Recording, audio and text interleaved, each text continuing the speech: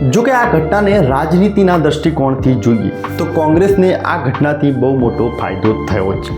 માત્ર જિગ્નેશ મેવાણીની આ જે ઘટના છે, જિગ્નેશ મેવાણીના કારણે જે આ ઘટના બની છે, એનાથી આખી કોંગ્રેસ પાર્ટી ઊભી થઈ છે। જે જન આક્રોશ યાત્રા હતી કોંગ્રેસની, એ માત્ર નામની જન આક્રોશ યાત્રા હતી, એમાં કશું જ આક્રોશ જેવું તો કશું હતું જ નહીં।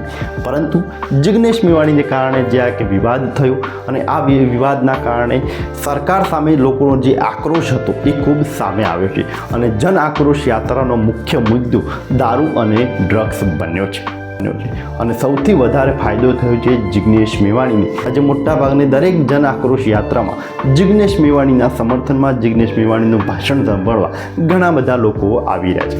જોકે થરાદમાં જિગ્નેશ મેવાણીની જે સમર્થનમાં જે રેલી થઈ એનો પડકો વધારે ન પડે એને થોડું કાઉન્ટર કરવા માટે બીજા દિવસે શંકરભાઈ ચૌધરીએ પણ ત્યાં એક જન્મજયંતિની ઉજવણીના ભાગરૂપે તેમણે પણ એક રેલીનું આયોજન કર્યું હતું।